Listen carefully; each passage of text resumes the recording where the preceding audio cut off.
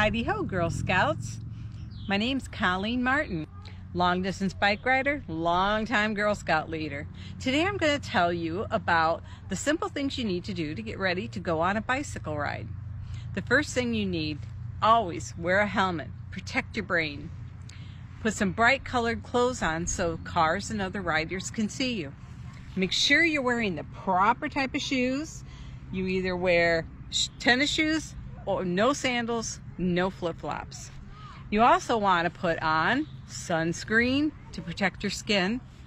Also, possibly bug spray because you might be somewhere where it might be a little bit buggy. You also would need to wear sunglasses so that the bugs aren't flying into your eyes. You also will need water. Water is very important when you're out biking so you don't get dehydrated, especially on hot days like during the summertime. Now I have a hydration pack, but you also can use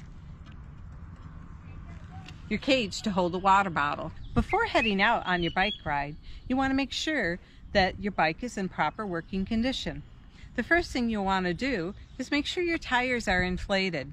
You can check along the tire and you will see right here it says inflate, and it will tell you how many pounds per square inch that you will need to inflate. I've already inflated mine to 80 pounds, which is a good place for it. This is where you would unscrew and you would put your bike pump on. And there are two different types of valves. There's a Schrader and a Presta. I have Schraders on mine, but this bike pump does both, so that's kind of nice. So I would put it on like so and do that. Now as you see, we're inflated to 80 already, so I don't have to do anything. That tire is ready to go. Also, sometimes you can find a bike pump at the local trails. You want to make sure that your brakes are ready to go. So by pumping on the brakes, that will tell you whether they're working or not. It also controls the back brakes. So make sure that they're working before you head on out. Now I have flashers on my bike, which they're not on yet. I have a mirror.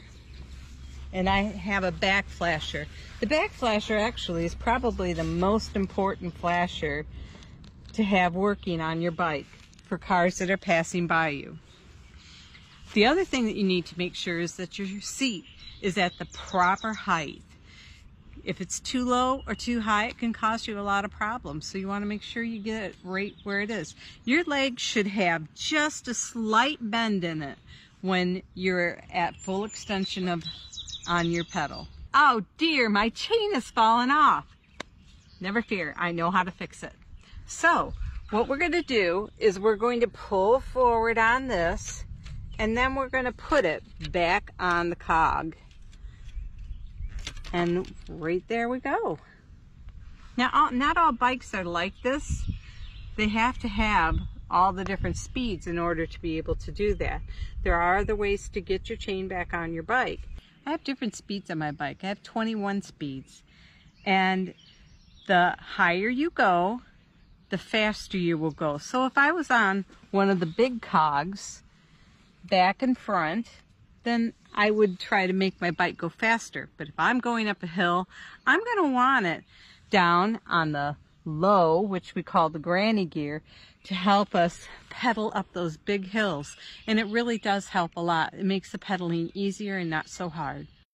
If you're riding on a path, you should always stay on the right-hand side, as the other riders will also be on the right-hand side. If you're on a road, you should always go with the traffic. Never ever go against the traffic.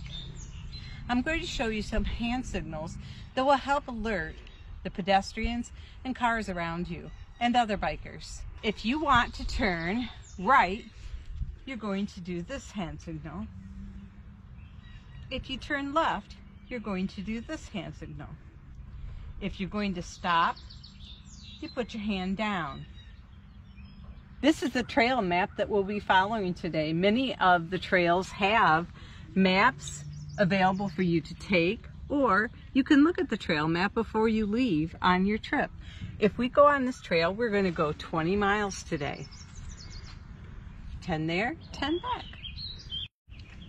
Okay, Girl Scouts, I'm heading out for my bike ride today on the Falling Water Trails in Jackson, Michigan. Beautiful place. There's lots of trails in Michigan, so you should try to look them up.